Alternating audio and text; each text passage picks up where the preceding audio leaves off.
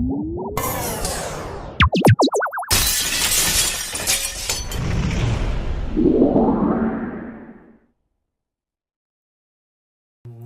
up, everybody? Welcome back to Knockout Sessions Boxing Edition, as we had a really good unification bout, a very anticipated one. But before we get into it, hit the like, share, and the subscribe button. As always, la gente en español, allá está en la esquina, los subtítulos, por favor. But we had not a lot of boxing going on, but enough to warrant a conversation with Julian again. I want to have a conversation with my compadre and all of my forgotten members of the Fight Club. Y'all are very quick to shit on this man. Me? All right? All of you are very quick to shit on this man. But he looks good, and I hear crickets. As topic number one, Jaron Boots Ennis steamrolls over Demontis Stanionis. See, I see how Boots is Teofimo. Because he fights his competition. Because he only shows up for the meaningful fights. I'll agree to that. Because he looked like himself. He was fast, combos, you know what I'm saying? Elusive. He looked every bit of the Boots that we know. Yes. And this is what we meant in the last video. Is that Boots had to put a stamp on it. Was it a devastating KO of the year? No. But I think this was enough to tell me that with his punches, he beats everybody that we named before him. Starting with, but not forgetting who?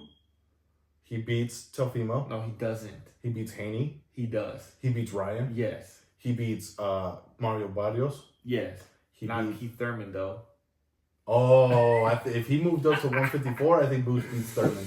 Yeah, me too.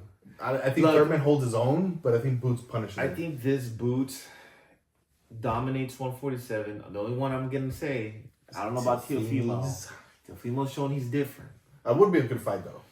But even at 154, this Boots is very competitive against the likes of Keith Thurman, Xander, Virgil.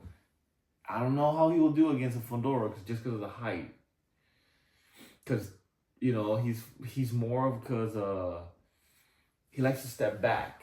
You know what I'm saying? And that range will kick his ass. But I think he beats Crawford. Yes, see?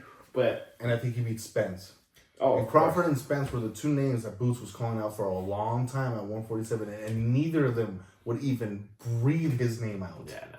So and now we see why, Keith right? one time and Spence will be solid names under his resume. If he goes to 154, but I think he still has business to do at 147. I think he goes and collects WBC after this. Yes. While, you know, Haney and Brian and Teofimis are doing their thing. But either way, look, you're only 2 fights away from undisputed, right? If I'm Boots, I want the Manuel Barrios fight next. Yes. Or make a unification bout between Mario Barrios and Brian Norman Jr.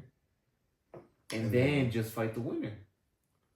Yeah, I could see that. And then, you know, in the meantime, Boots can dismantle the loser of Haney and Ryan. Yes. You know, even though that person wouldn't deserve a title shot. No. That's kind of the weird thing about it. But yeah, I think Boots showed everything. Showed footwork, combos, elusiveness, head movement, power. Like this dude at 27 looks every bit of the man that I've been hyping him up to be. And that is why I'm disappointed that the Fight Club, our buddies, did not hit us up. But I stayed quiet. Because I was like, you know what? The last time Boots fought, I was getting this whole, and I'm talking about you, Del Kitty. All right? I was getting a whole lot of Boots ain't shit verbiage. Yep. From you and I believe Leyva. But that's because Leyva's trying to protect his own. I know who he's trying to protect. He's not too different from a certain Milton. Oh, my name's Milton. But I think Boots showed that he's every bit the boogeyman that all these other guys didn't want to face, like Crawford and Spence. Mm-hmm. I love it. And Stanionis, he reminded me of like a less experienced Pitbull. He actually reminded me a lot of Virgil. You think so? Yeah, he had a very Virgil style. Even looking at them now, I think Virgil would have beat Stanionis. You know what, you're right, because Virgil does like to fight small. Yeah, and I think the corner, if I had to guess, told Stanionis like, "Yo, that was a tough beating. I think you need to stop. Think about your fucking pregnant woman." I think that's what it was too, because I felt like it was prematurely stopped by the corner.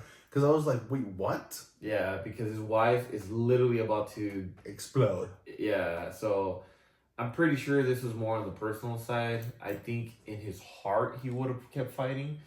But I think his corner was like, hey, we can't risk you being injured when your wife's about to have your baby. Yeah. And like you said, this just showed that Boots he plays up to his competition. Yeah. So that means if we get Boots versus Usyk, or Boots is like Usyk? God. Wait, say that again? Boots versus Usyk. What the fuck are you talking about? The toughest fight of his career. He can take out Usyk. I'm just kidding. I'm just fucking. Oh, God. You fucking casual. Usyk versus NOA. No, it's because low-key I saw this post, like a throwback post of somebody that on Twitter. It was a woman. Well, let me rephrase that because that sounded very sexist. It was a female who said, "Oh, I think Gervonta Davis loses to David Benavidez. I think he's met his match if they ever get in the ring together." And I'm just like, she wasn't serious though, right? No, she was dead serious. Oh like, my goodness! I should have screenshotted and sent it to you, so we could send it to Lee. But yeah, that's why I made that little joke. It was a running joke. If you know that meme. But yeah, Boots looked every bit of a conqueror that he is, that I love him to be. Oh, thank you, Boots, for once again making us, me and you, look like geniuses compared to these peasants. Fools. So, I think the most logical next step is going to be Barrios. Yeah. If I'm going to be completely honest. Agree. But speaking of Benavidez, we move on to topic number 2. Benavidez negotiating with Colin Smith. Is that the right fight to make? Yeah, I mean, Colin just beat Boazzi. The only other ranked one under that division was Boazzi. So, even though Colin Smith lost to Beterbiev, he was still ranked pretty high. He's back on top.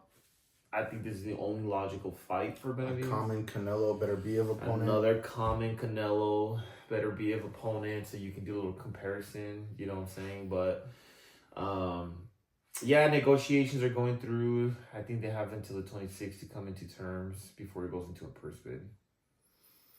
What shit luck Benavidez has, huh? Well, he wanted to become a champion again. There you go. He got fucking fed a belt. Yeah, but it's like Boots said, like in his post-fight interview, like.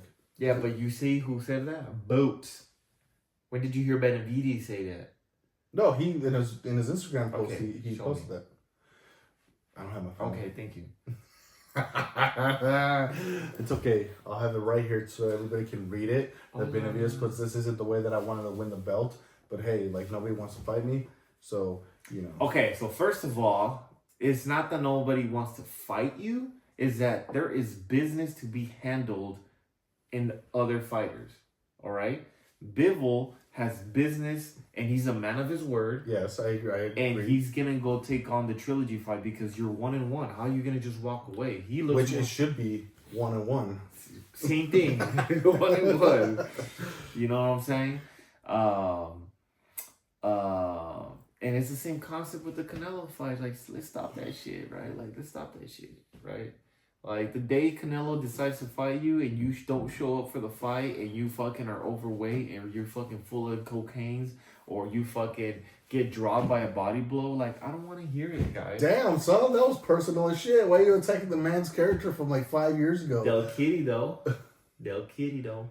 Yeah, I can't really defend you. Again, you didn't hit me up when Boots was winning, so. Yeah. But yeah, so that's the only newsworthy of the weekend.